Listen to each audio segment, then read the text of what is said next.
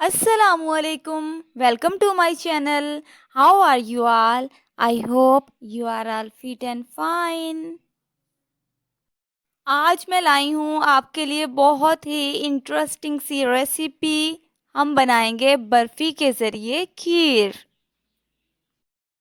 Let's start the recipe. बिस्मिल्लाहिर्रहमानिर्रहीम। एक देगची लेते हैं और इसमें मैं शामिल करूँगी 2 गिलास दूध।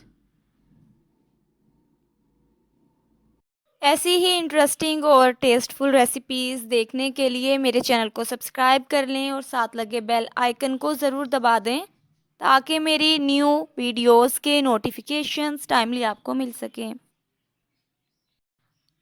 दूध को मैं कवर कर देती हूँ ताकि जल्दी से बॉयल आ जाए, लेकिन ख़्याल रखिएगा कि जब भी आप इसको बॉयल करने के लिए रखते हैं तो ये ओवरफ्लो ही उसी टाइम होता है जब हमारी नज़र दूध पर नहीं होती। तो दूध बिल्कुल भी ज़ाया नहीं होना चाहिए, गिरना नहीं चाहिए। दूध में बॉयल आ चुका है। जब बॉयल आ जाए तो आप फ्लेम लो कर दें। ये मेरे पास बर्फ़ी है जो इसमें मैं शामिल करूँगी। इसके पीसेस बना लेते हैं। थोड़े छोटे पीसेस इसके बना लें। आपकी मर्ज़ी है, आप किसी भी साइज़ में बना सकते हैं ताकि ये दूध में डल के जल्दी से मेल्ट हो जाए।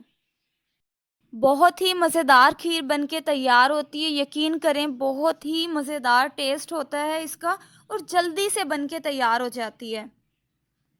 बर्फ़ी मैंने दूध में ऐड कर दी हैं। फ्लेम मैंने लो रखा हुआ है।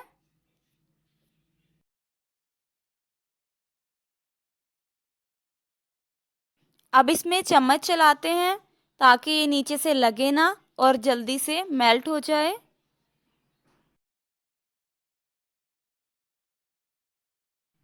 बहुत ही मज़ेदार रेसिपी बनती है ये, बहुत मज़े की खीर बनके तैयार होती है। आप इस रेसिपी को ज़रूर ट्राई करें, घर वालों को बना के खिलाएं।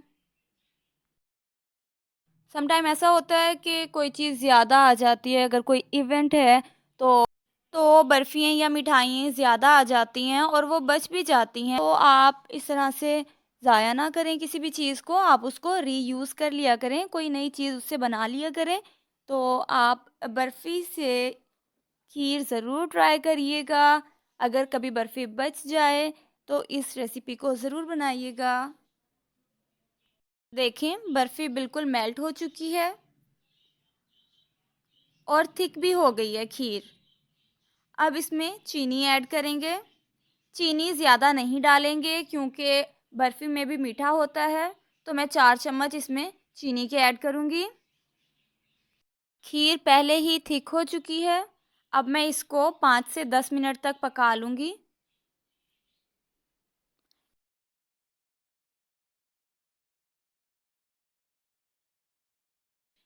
खीर में चम्मच चलाना पड़ता है वरना ये नीचे से लग जाती है।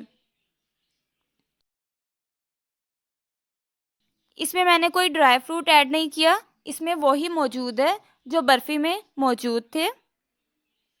आप चाहें तो इसमें ड्राई फ्रूट ऐड कर सकते हैं।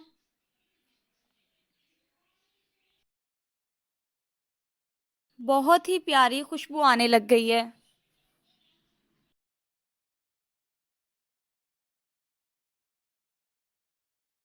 बहुत ही प्यारी मज़ेदार सी खीर बनके तैयार है। अब हम फ्लेम ऑफ कर देंगे।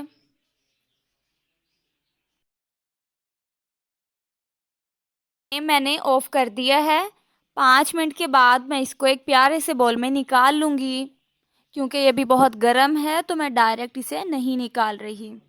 देखें, बहुत ही प्यारा कलर आया है खीर का, बहुत ही मज़ेदार लग रही है।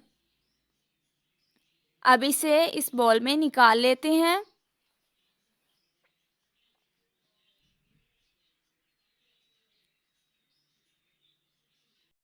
खीर ठंडी होकर थिक हो जाती है, तो इसकी कंसिस्टेंसी का भी आपने ख्याल रखना है। अब इस पर बादाम स्प्रिंकल कर देंगे ताकि इसके टेस्ट के साथ साथ इसका लुक भी बहुत प्यारा है। फाइनली मज़ेदार सी खीर बनके तैयार है। आप इस रेसिपी को ज़रूर ट्राई करें। हमें दुआओं में याद रखें। अपना बहुत सारा ख़्याल रखें। अल्लाह हाफ़िज़।